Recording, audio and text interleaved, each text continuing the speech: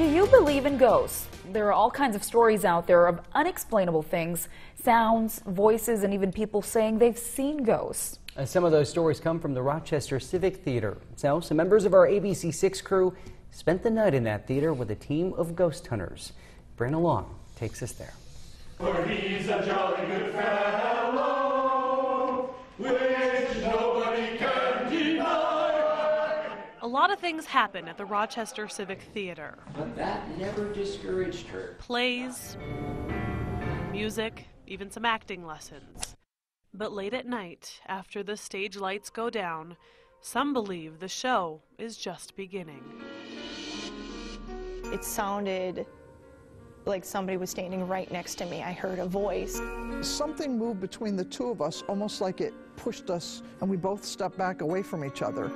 People downstairs in the makeup room in the dark, and then turning around and the person's gone. Hearing voices, doors opening and closing.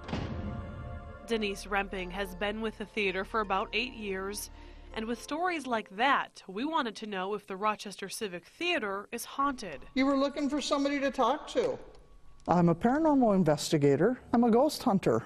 So some members of our ABC6 crew teamed up with Nancy Horvath.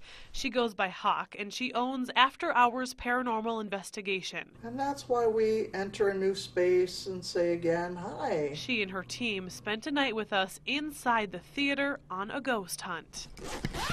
Now, there are all kinds of equipment Hawk uses on her ghost hunts. Meters that pick up energy, devices you have to touch to make them go off, and voice recorders and video cameras for hard evidence. Go back up through the green room.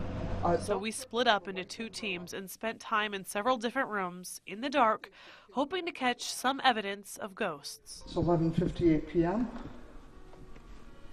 We are in the main theater. Most of the time our meters were quiet, but there were a couple of times we could not explain exactly what was going on. All right. Okay. You didn't touch that, did you? Nope. Me either. Hi, who's here? No, nobody touched it. That meter went off on its own. And then there were the flashlights. Hawk sets those up, she asks questions, and if there is a ghost in the room, she asks them to turn the flashlights on and off by touching them. Watch what happens when our photographer Chad asks a question. Were you once an actor here? And later on, we learn that Hawk caught a voice recording that happened at the same moment Chad asked that question. Watch again. Were you once an actor here?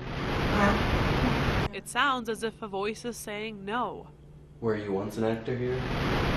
And another voice recording we couldn't explain happened on stage.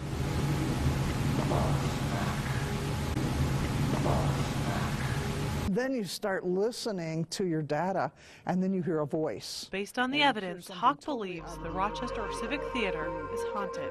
So the next time those stage lights go down, who knows what kind of show might be starting up. For he's a jolly good fellow. In Rochester, Brianna Long, ABC6 News.